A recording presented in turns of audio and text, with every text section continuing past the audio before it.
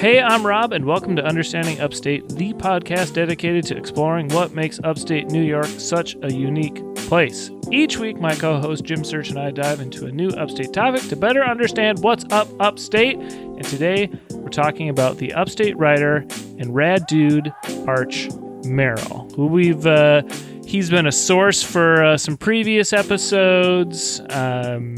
I think we talked about him maybe on the Roundup episode, maybe not. Yeah. He's popped up here and there, but today we're going to give a full look at his body of work, which is, I think, about 23 books, all on upstate New York. That's wild, man. It is. You know what's also wild? The fact that not everyone who listens to this podcast has subscribed, rated, or reviewed the show. That's too wild. To do that, just head on over to Apple Podcasts, wherever you listen to your podcasts, and put in a 5-star rating and drop in a review. And while you're at it, throw in a suggestion for something you'd like us to cover. Again, if you want us to talk about the Erie Canal more, I'd love to do it. We might even be talking about it today, Jim. I don't know. I may have squeezed it in. But throw in a suggestion for something you'd like us to talk about, and we will. That's hilarious. Jim. Yes. Having said that, I have what I'm going to call a quick or speedy update for you, though it's not going to relate to speedies. Okay. But a quick update. Are you ready for it? I think so.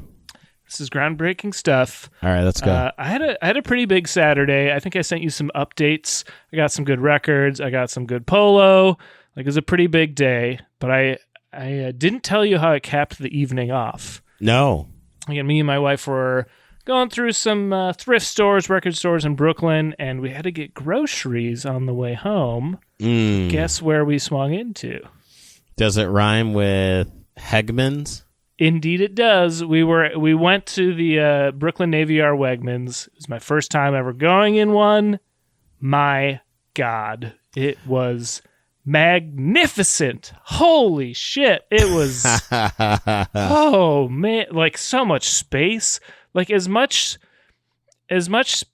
distance as there is between the floor and the top of the shelves, there's that same amount of distance between the top of the shelves and the ceiling. This is a lofty space. And look, we haven't talked about it in a while, but we are going to do a follow-up Wegmans episode where we do a live record at either that one or the newer one in Manhattan.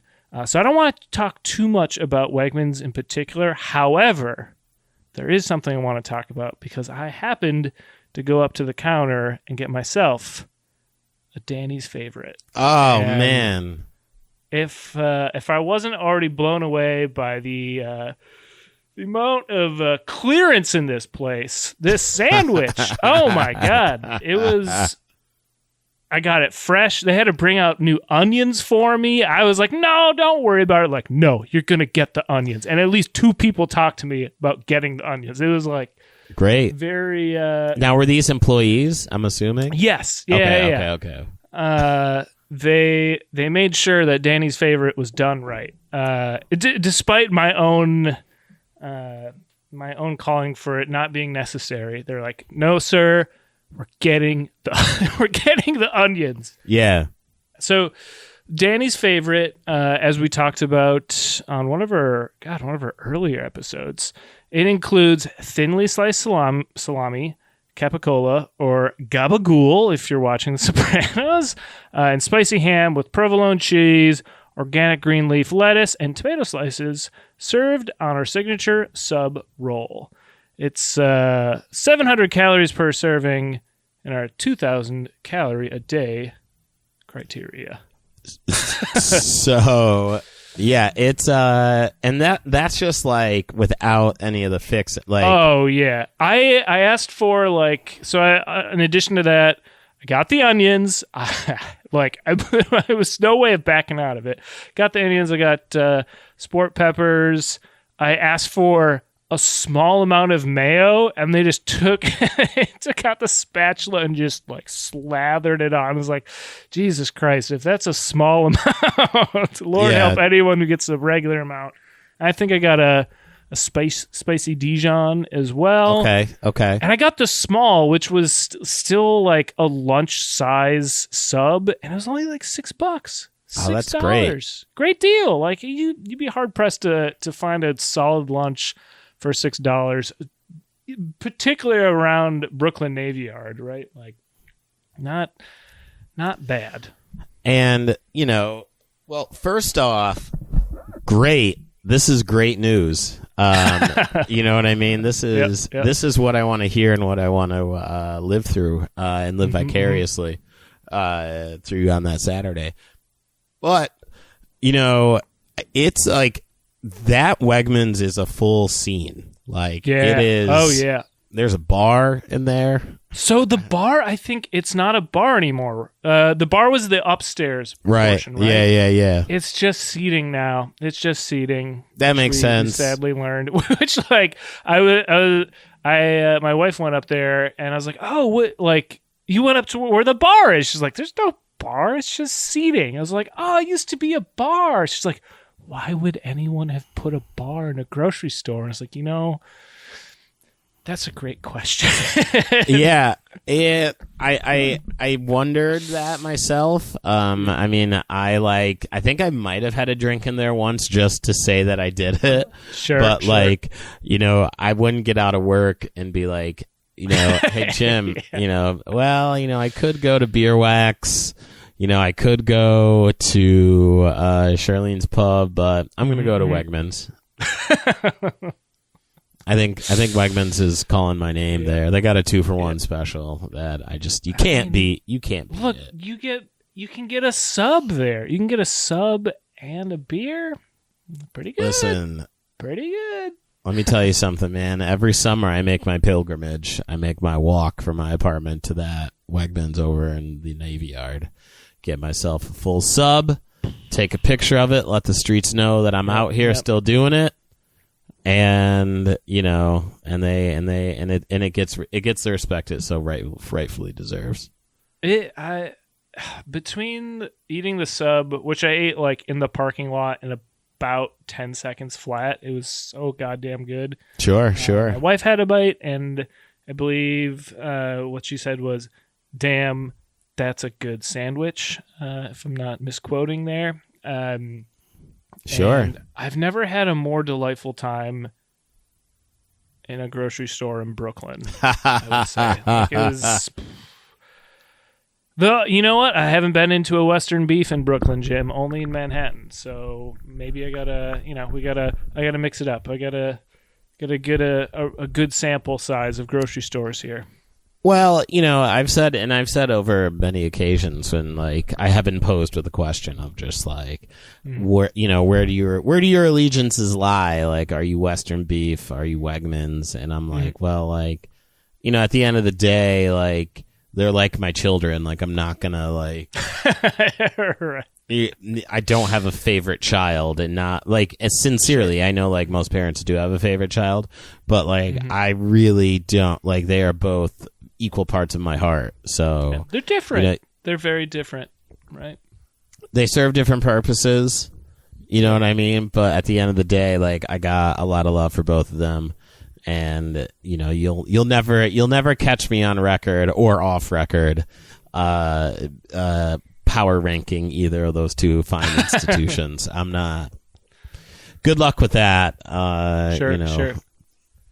You journalists out there. Yeah. Hey, well, speaking of power ranking, should we start to power rank Merrill's 23 books on Upstate New York? Well, yeah, and I'm excited to talk about a couple of these titles. Yeah, I saw. You saw the notes, man. I got questions, and I got things to expound on. We got some things to talk about here with Archie. I think so. Full name Archie. All right, well let's do it.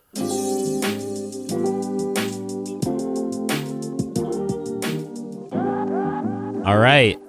So let's get into it. So Archie Hayes Merrill, born August 5th, 1894, and died July 15th, 1974. That's a mean run, man. I was going to say, that's wild that someone in the 70s was born in the 1800s. Like, that's crazy. Yeah. You know, God willing, that will be me. Like, I was born in 89, and people are like, wow, someone born in the 1900s is walking around in 2074. Right. We'll see. It's pretty nutso that, like, if you think of just like from like a cultural and technological standpoint of just like how different life was at 10 years old in like whatever 1904 to 1974. An interesting time span to be in upstate New York too. Like, there's a lot of rise and fall of different industries in those ages. Like he in his books he writes about like the oil industry, like we've talked about, and like in this particular book, which we'll read an excerpt from later, Southern Tier Volume 2, which we've heard from before. He talks about this little upstart company called IBM, which is it like it's not an upstart company even at this point in. I think this book is from maybe the mid to late 50s. My IBM is like a massive employer in the region already at that point. But like he surveyed a kind of a crazy time in upstate New York. I don't know what the fuck I'm saying. a wild and tumultuous time above New York City.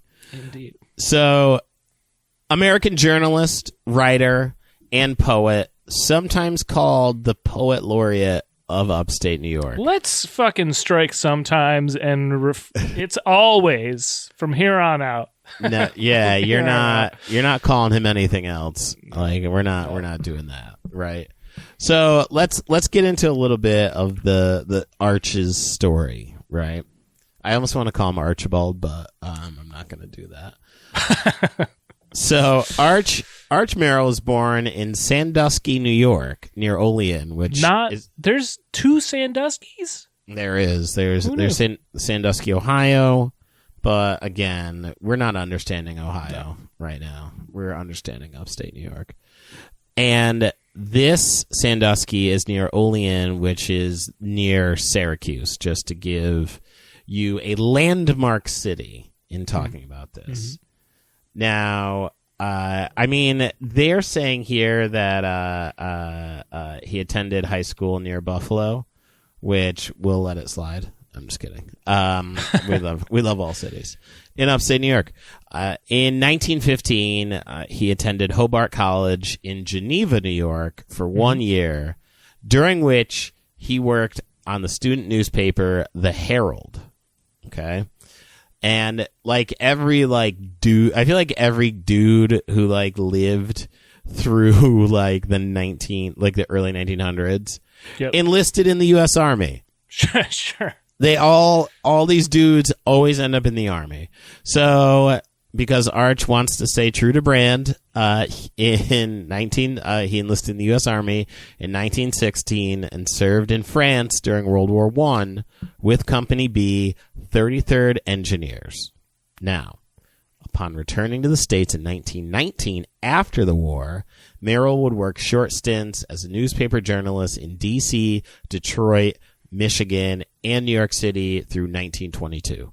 So he is seeing major city, right? And I think that's kind of important to get in. I think if we're looking at what his career is and where it is going to end up going, is like he's working in major markets. So like you're not going to be working in these major markets if you don't know what the fuck you're doing. Yeah. And like someone who saw a little bit of the world, right? Ended up back in upstate. No matter where you go, your home is upstate. There you go. So, while working in New York, he married Catherine Marie Towell. Now, I wonder if that's Towell. I think we're going to say, it's two L's, but I like Towell. Towell's a good last name. Towell. Let's go with Towell. Towell it is. The Merrills had a daughter named Marion who was born in 1923, the year Merrill became a copy reader with the Rochester, New York newspaper, The Democrat and the Chronicle. Now, he was a reporter for the Rochester Journal-American from 27 to 37, and then returned to the Democrat and Chronicle as an assistant city editor. And for the next 27 years, as Merrill recalled, he held nearly every post in the city newsroom. So he is hustling. He held every post in the city newsroom? This fucking guy knows a pun. Yeah, if he's got it. He's got it under lock and key. There, in 1939, he began writing the first of an eventual 1,650 stories. Can you imagine? Can you imagine if someone in about 100 years does like a podcast about understanding upstate, and they're like, and Jim and Rob embarked on what would be the first of 1,600 episodes. Holy shit, man! On upstate New York. Look, that's it. That would be incredible. I don't want to say it's impossible. It would be very incredible to get log 1,650 hours worth of content roughly. Yeah, that's a lot.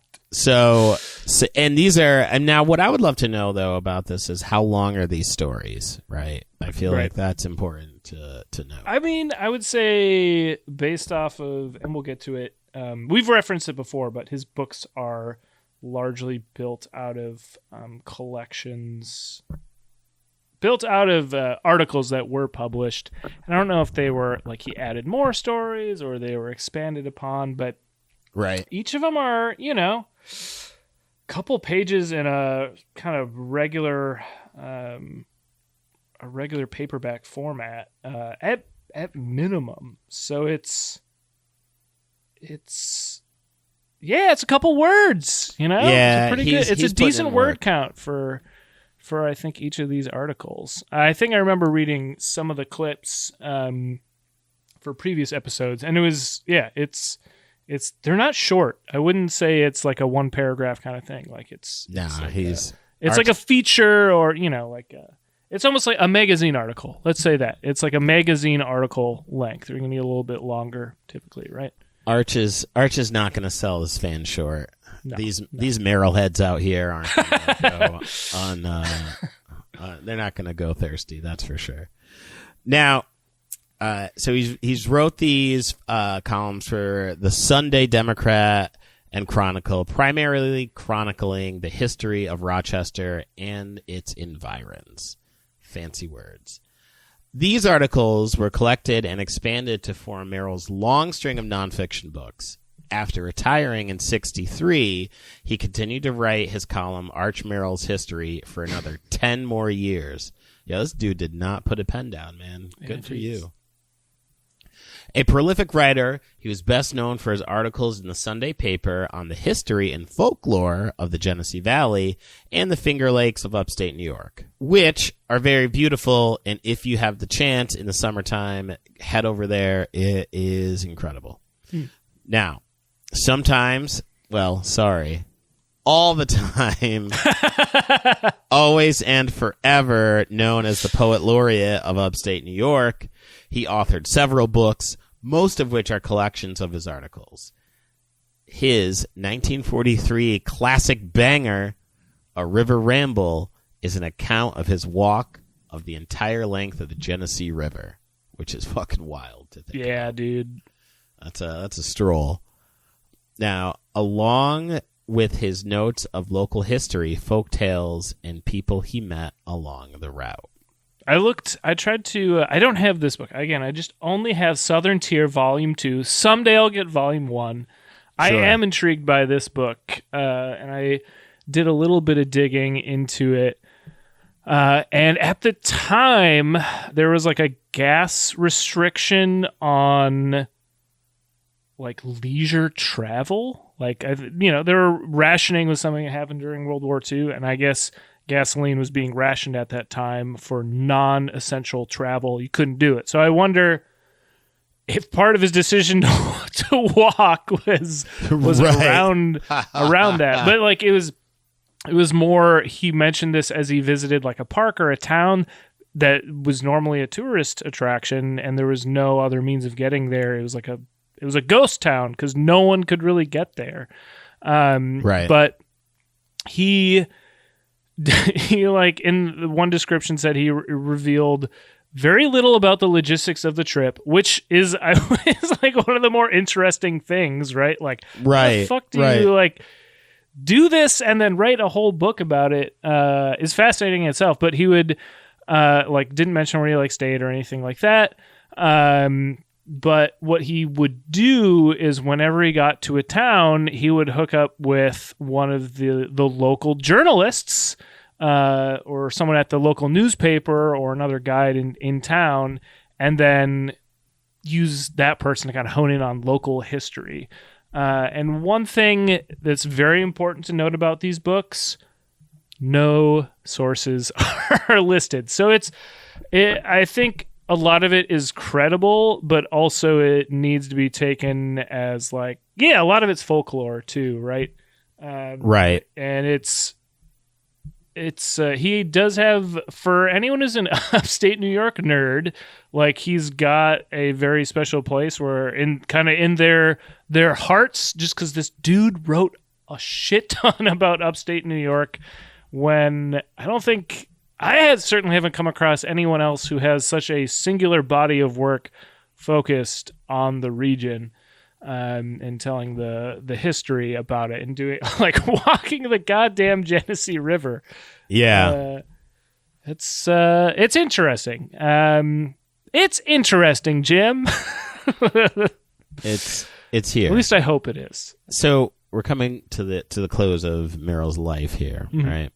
He dies July 15th, 1974, and is buried in the Brighton Cemetery at the end of Hoyt Place in Rochester. Okay. Now, we have to talk about some of the books that Arch has written over his career, okay? So this we're going to go down a journey here. Some of the 23 titles include The White Woman and Her Valley. What? I'm sorry? The synopsis of the book is stories of the people and events of the Genesee River Valley in the 18th and 19th centuries. Now, what's important, okay, is because I was like, all right, we're going to call this book The White Woman and Her Valley. Now, I need to know, I have a lot of questions about who this white woman is. Yeah.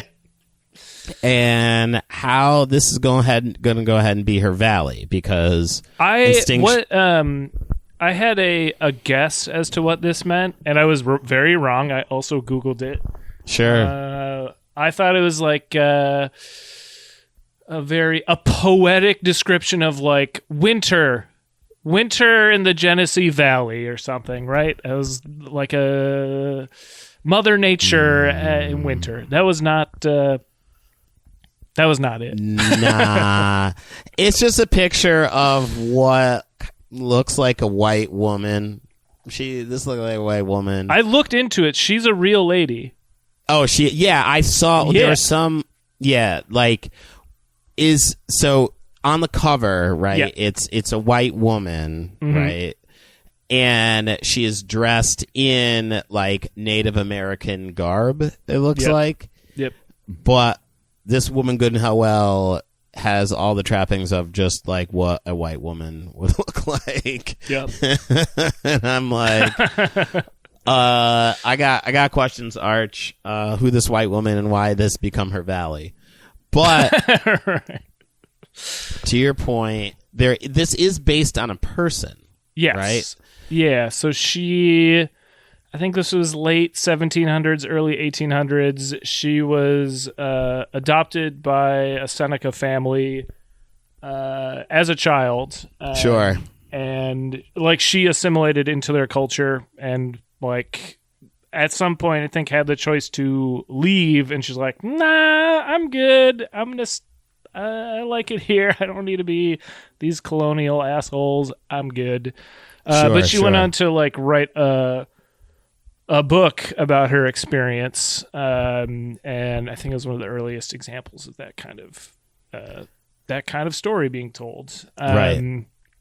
And I forget her name, but yeah, she was, and she I think was referred to as the White Lady of the Genesee Valley, like, or the Genesee River Valley rather. Which is the title obviously raises some eyebrows, right?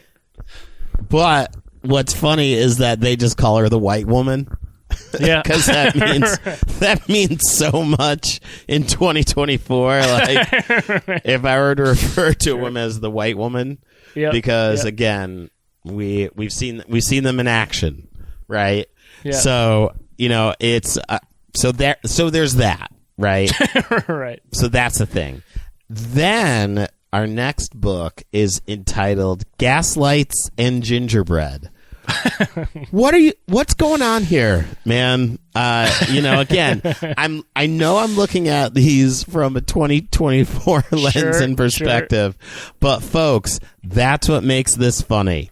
There's the sausage being made, is that your good friends here at Understanding Upstate are asking some real hard-hitting questions, such as, why are you writing books about gaslighting people, Arch? What are we doing? What are we finna do out here, dog? I mean, look, that book probably came out in the 50s, and the movie Gaslight, which the term is based off of, came out in 1944. He should have known better. I don't know if the phrase was coined yet, but I expect better from my Upstate poet laureate. I feel like, a lot of things can happen at once, I guess. A couple things can exist at the same time is another good way of framing this. Mm-hmm.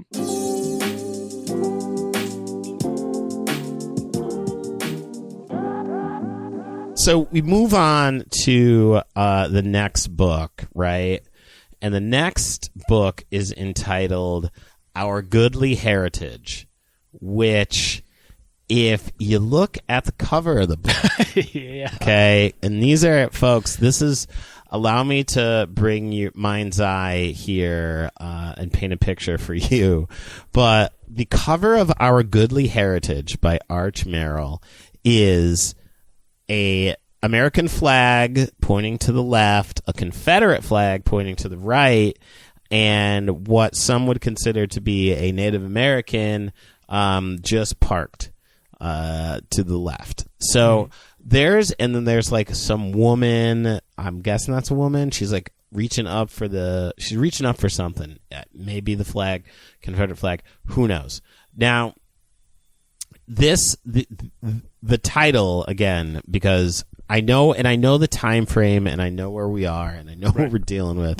But golly, when your boy looked at the cover of this book and I saw Our Goodly Heritage, right?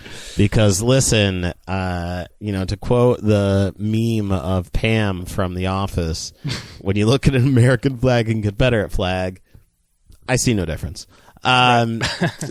So here's the synopsis of Our Goodly Heritage, okay? It is a warm and folksy book, yet, as the title implies, its general theme is a serious one, a region's heritage.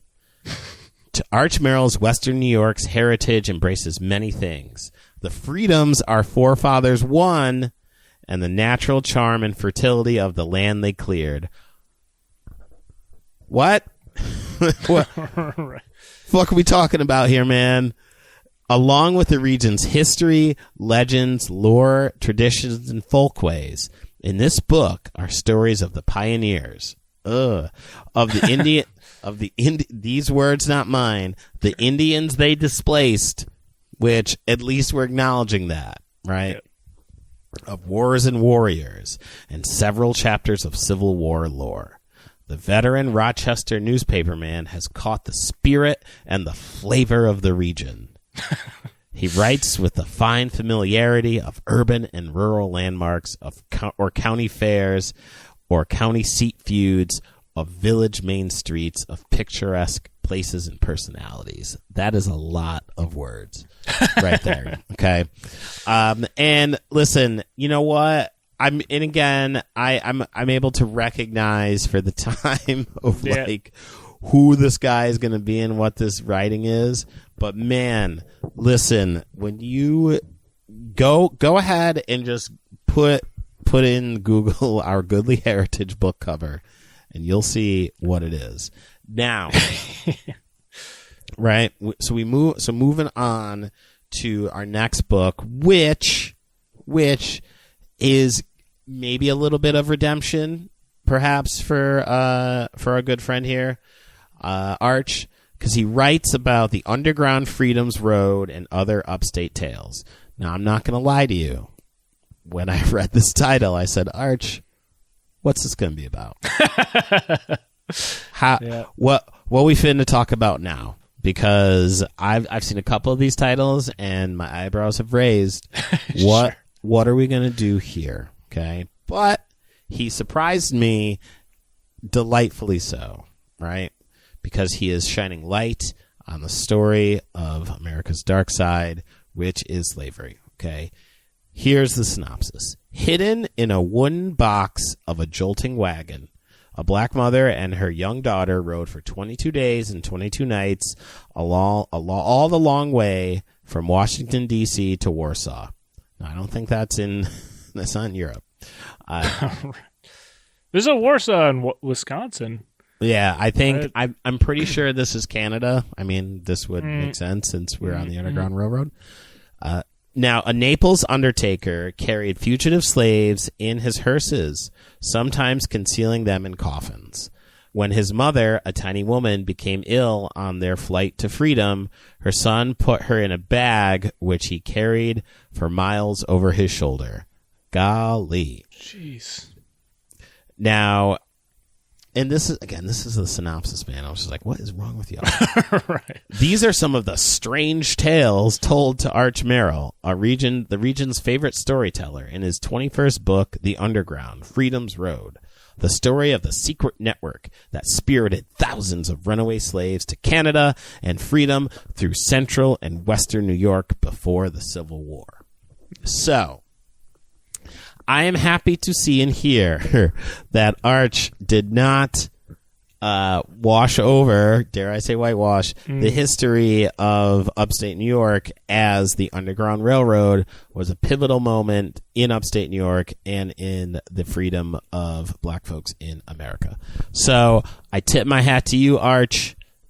I'm gonna give you some credit there. I've read some of the articles in Southern Tier Volume 2 about he like goes into the history of different Native American tribes in the region, and it's from their perspective versus from a colonial perspective, which I think is like unique. Where it's, long story short, I think he's trying.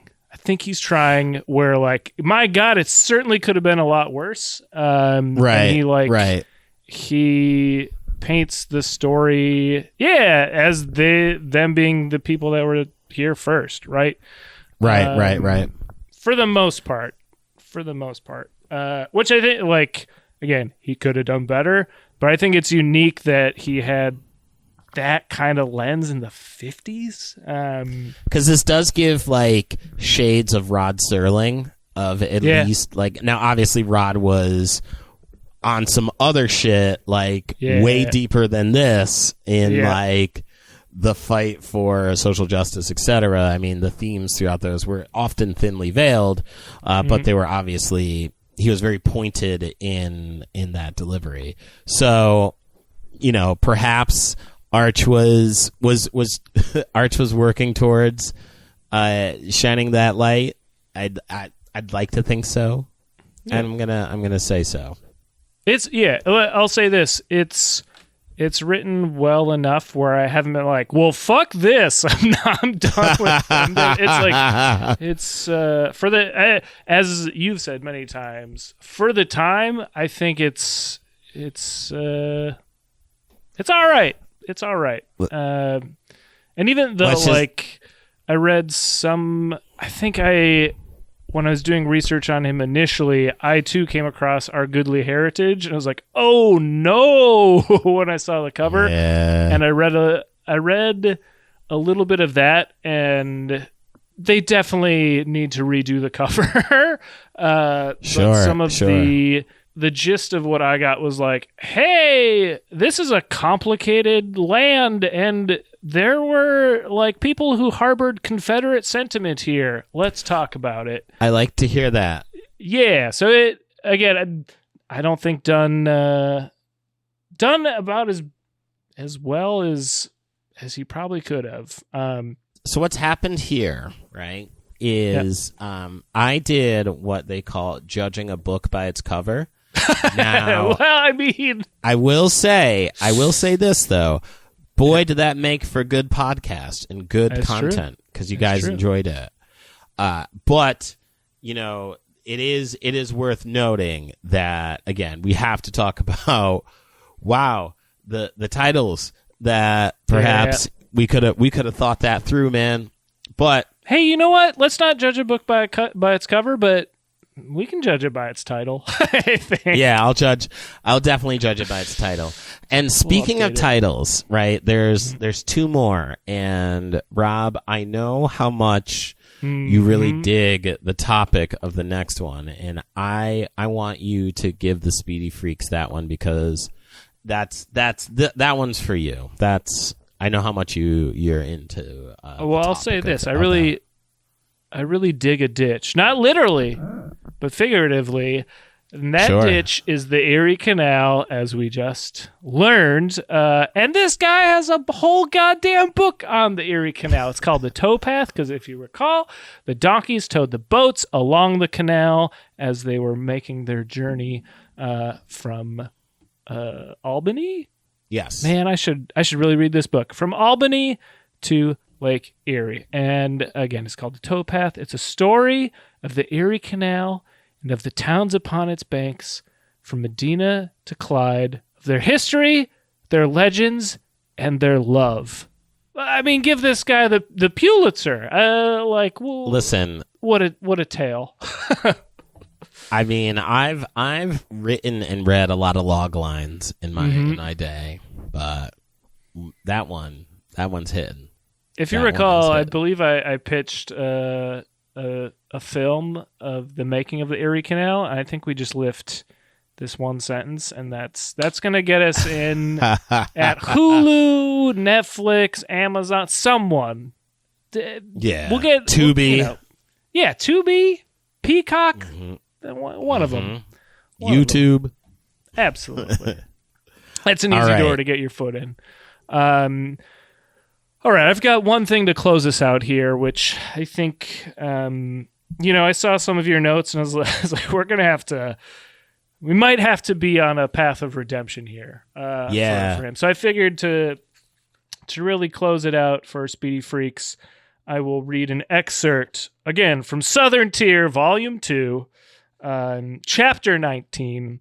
The name of this chapter is Binghamton, Giant Triplet. I do want to say this real quick before you jump in. Southern Tier Volume 2 sounds like a really great mixtape, and I'm real excited that he decided to call it Volume 2. Jim, but anyway. I believe I've mentioned that I've gone deep into mini discs on a previous episode, and you better believe I'm going to start on Southern Tier Volume 3 right after we finish this record. Hell yeah. You'll get a copy. You're not going to be able to listen to it because you don't have a mini disc player, but you'll have it, and it'll be a nice memento. Sure. All right, Binghamton, Giant Triplet, Chapter 19. The first year of the new century saw the birth of the Triple Cities, the story of Johnson City and Endicott, and the rise of a revolutionary industrial democracy in the valley of the Susquehanna will be told in a later chapter. Binghamton shed its old Parlor City moniker, become the Goliath of the Triple Cities. Fucking right. Let's fucking go. While it may have merged its economic identity with two mushrooming villages to the west. It retained its vigorous individuality and its own traditions. And it kept its place as the metropolis of the southern tier with 40,000 inhabitants in the 1900 census. Receipts, Jim. Receipts. I hate to it's kind of wild to say that that's roughly like the same population today. hey, you know, if it ain't broke, don't fix it. You know, right, yeah. Not that it was like 75 when I was a kid, but anyway, I love you, Binghamton. Let's go. Industry-wise, the new century was off with a bang. Cigar making was not what it had been, but there were other flourishing enterprises, including the now departed 1900 washing machine plant and the patent medicine house of Kilmer, built upon the Swamp Root label. And in 1902, a new industry moved to town. Today is the Ansco division of General Aniline and Film Company, which we talked about in a previous episode. We did. The nation's oldest and second largest makers of photographic materials and the largest single industry within the city limits, which I didn't know. At one point, it's the biggest industry there. The American flag that floats above the Ansco plants and those of its sister, Ozalid, has a special significance, for they are operated by Uncle Sam. He likes to say Uncle Sam to refer to the government all the time. I like it. Who sees them as alien enemy property earlier in World War II. Ansco stems from a little daguerreotype supply shop, which is an old form of photography, founded by Edward Anthony in New York in 1842. His brother Henry joined him, and one of their customers was Matthew Brady, the photographer of the Civil War. The photographer of the Civil War. There were no others, evidently. During that conflict, the Anthony sold the government its first military photographic equipment. That's just one page telling us of the delights. The sights and lights of the Parlor City, baby. Yes, sir. And we learned so much. Ansco was the biggest employer in Binghamton at one point. The first military photographic equipment was purchased in Binghamton. That's just one page, and we got so many delightful tidbits. I dare say he is the poet laureate of Upstate New York. Listen, you know, I give him 5 stars, no notes. Look, I feel like we came in strong with the first paragraph or two, and then we got into the nitty gritty. But I think this guy likes Binghamton as much as a Jim Search, maybe. Welcome to the cookout, Arch. You're in, baby. There you go. You know what I mean? You can ride the carousel anytime you want, dog. anytime you feel necessary. Well, we've plugged the works of of Arch Merrill enough. Do you have anything else you might want to plug today, Jim? I mean, before we get up out of here, you know, you're let's say you just finished the smash hit, the Opus Southern Tier Volume 2 featuring DJ Clue, and you're like, I want more. You know, you want to hear more Southern Tier excellence. Well, I got you. Okay, I got you. Because you can go get Upstate Understandings, which is my very first comedy album. You can pick that up at jimsearch.bandcamp.com. And it is, of course, produced by Rob Adler, Arch Merrill's #1 fan. I was going to say podcast laureate. Yeah, well, listen, man, in the podcast game, you your hand is strong. So I would give you that accolade. Once I get to 1,600 episodes, then I'll start touting my accolades. But as the poet laureate or as the podcast laureate, yeah, I'm probably at like 600. I'm on my way. You're well versed. You're getting there. So go get Upstate Understandings. It is again jimsearch.bandcamp.com. It's a really dope album. You're gonna love it. It's hilarious. It's amazing. Hit up jimsearchcomedy.com as well. I do stand up sometimes, and those times you should go see shows. And that is what I have. Rob, I have plugged what I have. Do you have anything for these people, the speedy freaks out there? What do you have for them? Let's. I want to pose a hypothetical to our speedy freaks. Sure. Our listeners and our future speedy freaks who've, they've just Googled Arch Merrill for some reason, and we've come up in the SEO, and they've listened to this episode. This is their first experience, which would be wild. But hey, here we are. And you actually are about to write your 23rd regional book about the histories and folktales of a particular region, and you're gonna need something to put on to help you think and help you get the words flowing, right? Because you're not regarded as a regional poet laureate yet, but you will be if you buy my album called New York Sticky, which is a great instrumental album. It's influenced by go-go, funk, disco, and also kind of hip-hop production as well. It's kind of produced in the same way a lot of beats are produced. It's just a great album to listen to and have on while you're doing something else or while you're just listening to it. Head on over to brooklynfrequency.bandcamp.com and check it out. I think this episode might actually be coming out on the first Friday of May as well, which means Jim and I both get all the proceeds. Bandcamp's taking no cut, so go help us out. I got to buy more mini discs. I got to go on to eBay to buy the Towpath. It'll be a big help. It'll be a real big help to us. Yeah, you heard him. You know the TikTok. Go do it, man. So listen, I feel like we're barreling towards the end here, Rob. That's true. That's true. We've covered everything we can about our good friend Arch. What do you think? What do you think about telling these folks what's going on next week? I think we should. I mean, you usually do the riddle. I can come up with something. I'll throw it. Well, I don't want to step on your toes, though. No. I will say this though before I give you the riddle for next week. Mm-hmm.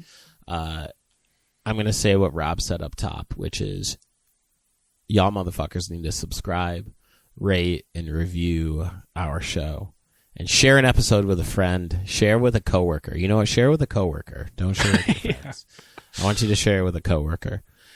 Put a 5-star review in Apple Podcasts and ring off with your favorite upstate location or person. It can be me this week, only this week, in the review. Now, for next week, I will tell you this. It's going to be a real dome of a time, and you're going to love it. I can tell you that. You know what you're not going to love? It's my closing transition. I got to put more time into these. This is it's an okay one, but to soften the blow, as you were doing your plug, I was just literally flipping through the pages of Southern Tier Volume 2, and I caught, I swear to God, not even planned, I just saw another beautiful Binghamton quote. So I'm going to read that. Sure. Then I'll give you my closing transition. Because this is, I couldn't write more beautiful words about such a beautiful city. So here we go. Let's go. For all these flavorsome dashes of color in its pattern, Binghamton's salient feature is its stability, built upon its solid industrial bedrock. Think about that, Speedy Freaks. Yeah. Think about that. All right. Now we've heard what the best of the best can write. Now let's hear what kind of slop I can sling.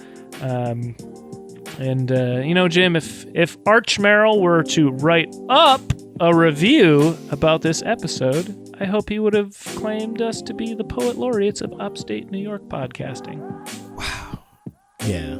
That's good. I like that. I'll work on it.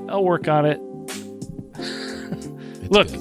I promise we'll have a better one next time. But don't quote me on that. Bye.